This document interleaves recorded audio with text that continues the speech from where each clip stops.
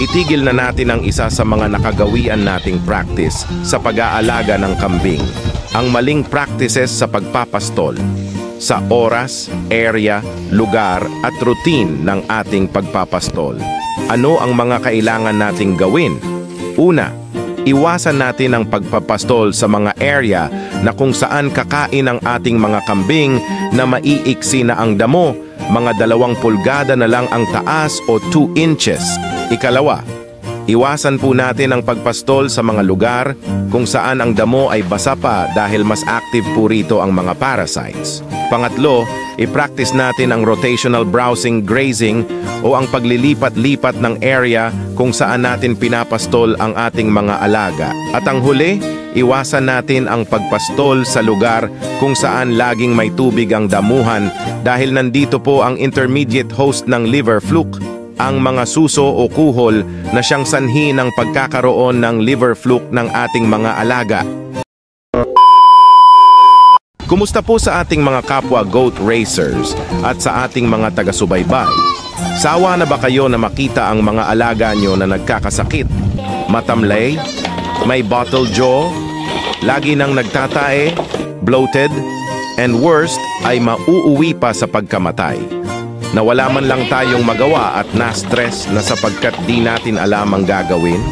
Pwes, itigil na natin ang isa sa mga nakagawian nating practice sa pag-aalaga ng kambing, ang maling practices sa pagpapastol, sa oras, area, lugar at routine ng ating pagpapastol. Ito ay nagdudulot ng internal parasitism o mga bulate sa ating mga kambing na siyang sanhi ng mga nabanggit kanina. So paano natin ito maiiwasan? Ano ang mga kailangan nating gawin? Una, iwasan natin ang pagpapastol sa mga area na kung saan kakain ang ating mga kambing na maiiksi na ang damo, mga 2 pulgada na lang ang taas o 2 inches, sapagkat ito lang ang kayang akyatin ng larvae ng mga parasites. Kapag nakain ng kambing ang mga ito, yan na ang simula ng mga sakit-sakit.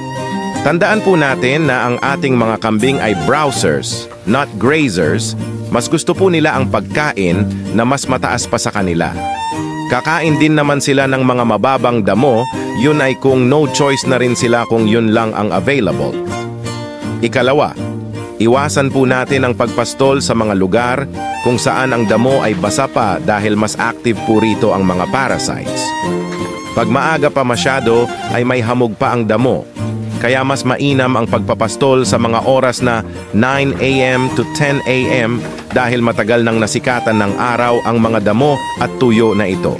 Pangatlo, i-practice natin ang rotational browsing grazing o ang paglilipat-lipat ng area kung saan natin pinapastol ang ating mga alaga. Hindi lang isang area para mas lalo nating maiwasan ang mga parasite dahil kung isang area lang ay nandun na rin ang mga tae nila kung saan sila kakain. At ang huli, iwasan natin ang pagpastol sa lugar kung saan laging may tubig ang damuhan dahil nandito po ang intermediate host ng liver fluke, ang mga suso o kuhol na siyang sanhi ng pagkakaroon ng liver fluke ng ating mga alaga.